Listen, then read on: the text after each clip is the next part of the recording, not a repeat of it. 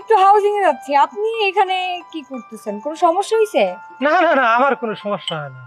তা আমি একটু ঘরোয়ার মোড় যাবো। চলেন আমি নামিয়ে দিই। না না মা, তুমি যাও, আমি পরে আসি। সমস্যা নেই, আমার ঘরের মোড়েও কাজ আছে। আসেন নামিয়ে দিব। আসেন।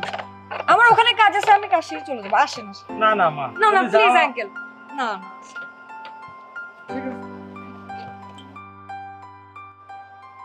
তো কেমন আছেন আপনি?